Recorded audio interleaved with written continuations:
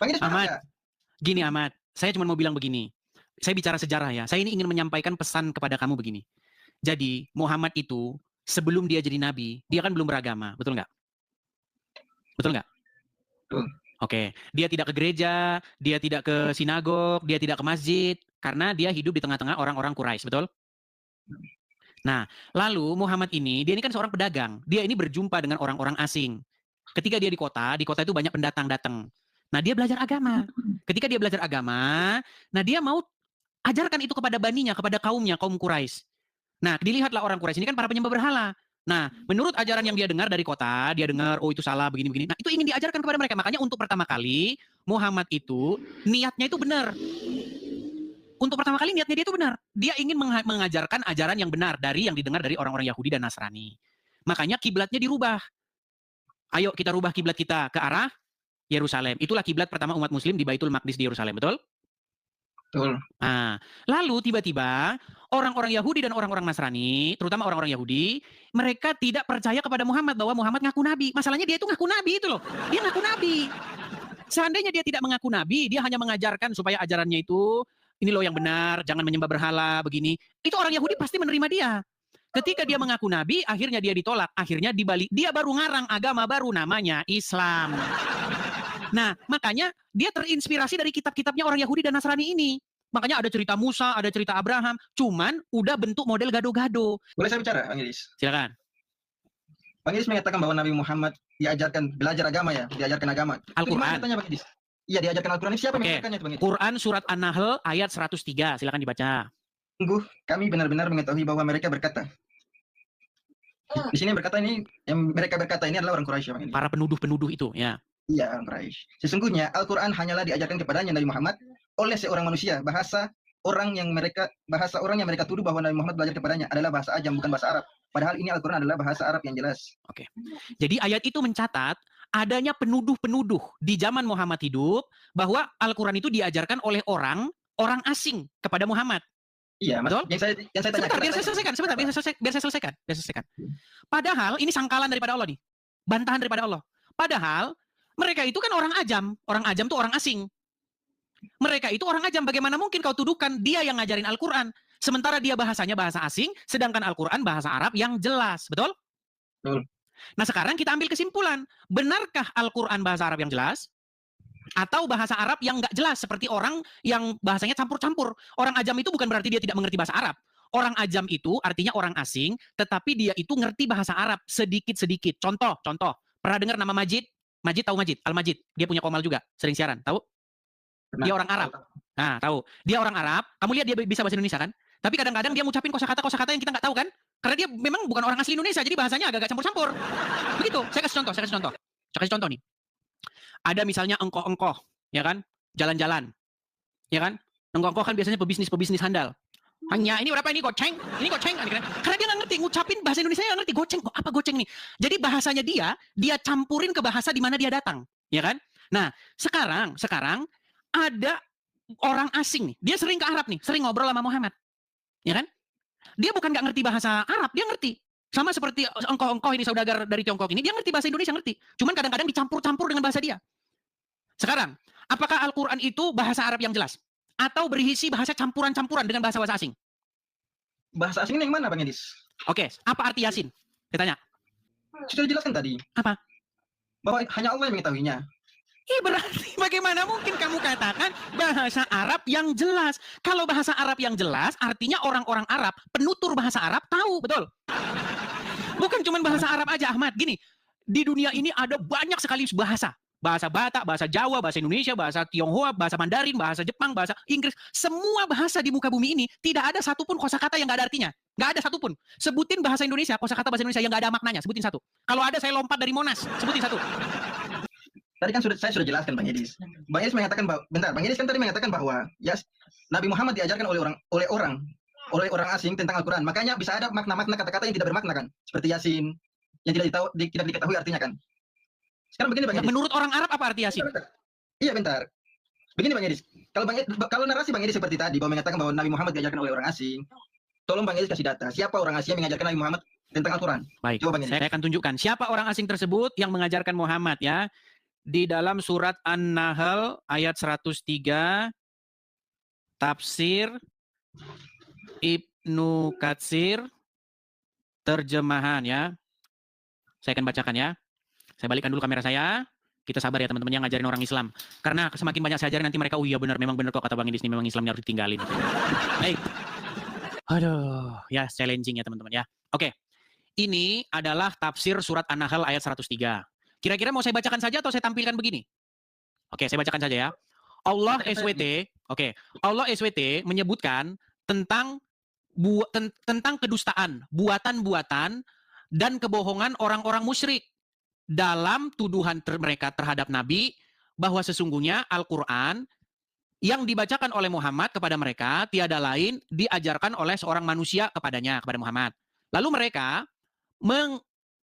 saya bacakan aja ya. Saya bacakan aja. Duh, bentar. Oke. Saya balikan kamera saya balikan. Nih. Oke. Dibacakan Muhammad kepadanya tiada lain diajarkan oleh manusia kepadanya. Lalu mereka mengisyaratkan kepada seorang lelaki ajam yang ada di antara mereka, yaitu pelayan milik salah satu puak dari kabilah Quraisy. Lelaki itu seorang pedagang yang sering menjajakan barang-barangnya di Safa. Ada kalanya Rasulullah duduk-duduk dan berbincang-bincang dengannya mengenai sesuatu hal. Padahal orang tersebut berbahasa ajam, tidak mengetahui bahasa Arab atau hanya mengetahui sedikit bahasa Arab, menyangkut keperluannya yang darurat untuk berkomunikasi. Karena itulah Allah membantah tuduhan tersebut dengan mengatakan, padahal orang yang mereka tuduhkan bahwa Rasulullah belajar kepadanya adalah bahasa ajam, sedangkan Al-Quran adalah bahasa Arab yang terang. Dengan kata lain, mana mungkin Al-Quran yang bahasa Arabnya sangat fasih, berparamas sastra tinggi, dan mengandung makna-makna yang sempurna lagi mencakup segalanya, yang menjadikannya jauh lebih sempurna daripada makna-makna yang terkandung dalam semua kitab yang diturunkan Bani Israel, merupakan buah dari pelajaran yang diterimanya dari orang asing. Bagaimana mungkin itu? Sedangkan orang asing itu aja bahasa Arabnya belepotan. Bagaimana dia mau mengajarin bahasa Arab yang sastra tinggi? Ini tuduhan Al-Quran nih, ya kan?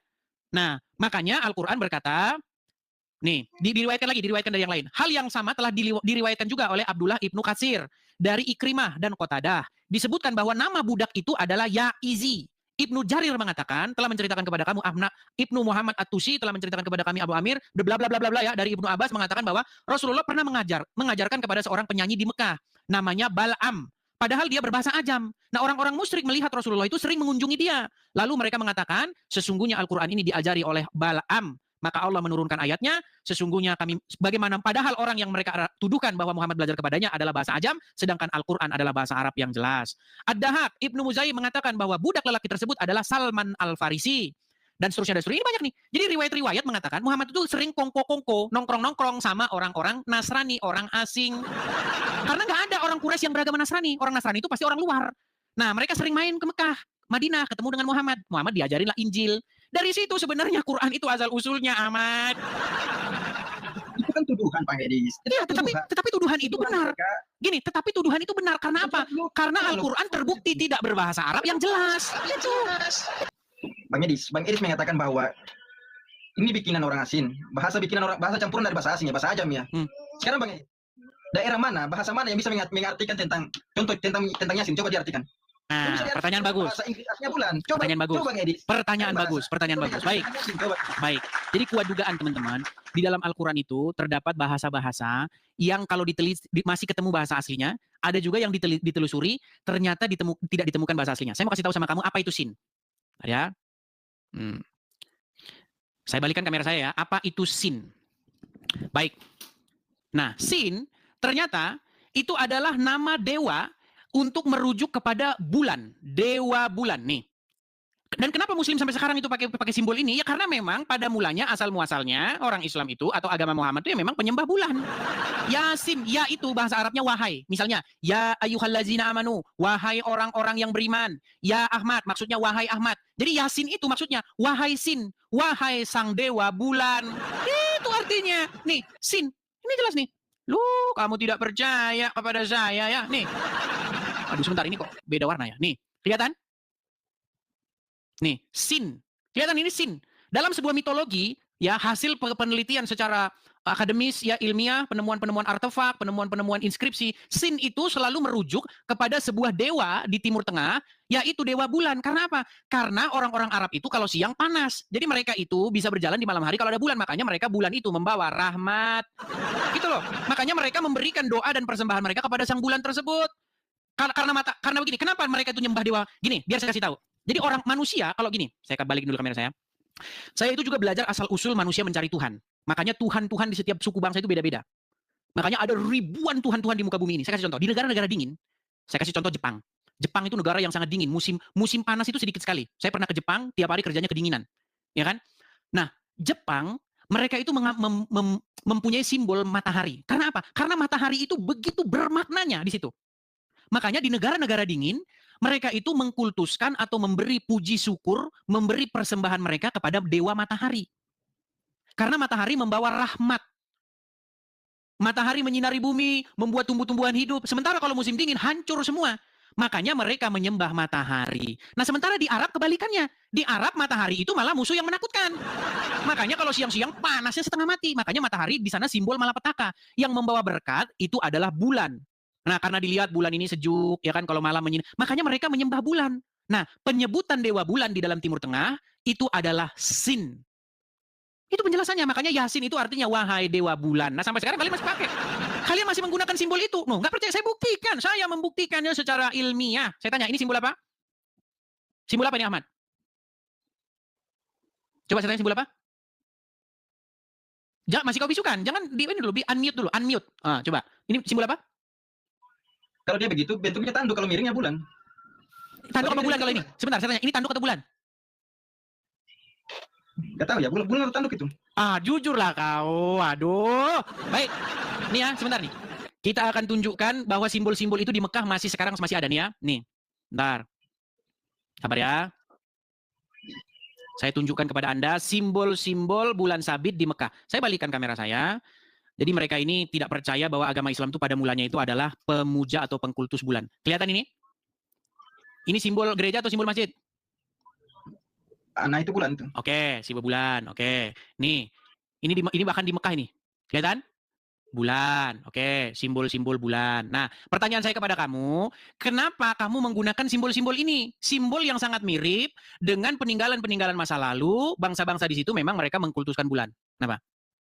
Saya mengatakan simbol itu dulu di zaman Turki Utsmani, simbol itu digunakan. Ya, itu simbol Islam bukan? Ya, itu simbol Islam. Bentar, makanya di masjid dan kemudian di dalam bendera Turki itu simbolnya, simbol bintang dengan bulan. Begitu Bang Edis. Dan mengapa digunakan simbol bintang dan bulan? Kemungkinan bahwa bintang dan bulan ini berada di tempat yang paling tinggi. Makanya digunakan simbol tersebut. Begitu. Jadi orang Islam ngarang-ngarang sendiri simbolnya. Di mana ngarang-ngarang sendiri? Ya, terus kenapa simbolnya itu kamu ngarang-ngarang? Gini, dengerin saya. Kristen itu simbolnya, nah, Ahmad. Aduh, kamu ini. Kristen simbolnya salib, betul? Salib, betul? Betul. Ada nggak orang Kristen yang menerka-nerka? Salib itu tidak ada yang menerka-nerka. Kami Kristen tahu salib itu bagaimana sejarahnya, ceritanya. Aduh, sinyalmu sudah mulai kau permainkan ini, sudah mulai ini intrik-intrik lama ini. Biar kita tidak terkesan babak belur, kita nyalakan ini anunya ini biar pengganggu sinyal ini. Mereka ini luar biasa kamu Ahmad. Kamu bikin kan biar ruwet kan acara ini kan? Tahu saya. Oke lah, kamu curang. Besok kamu naik lagi ke sini, kamu curang kamu. Ya. Luar biasa teman-teman. Bayangkan teman-teman ada agama pakai simbol salah.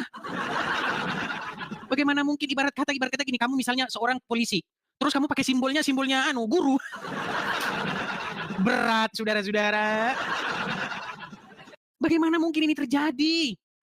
Aduh, luar biasa teman-teman.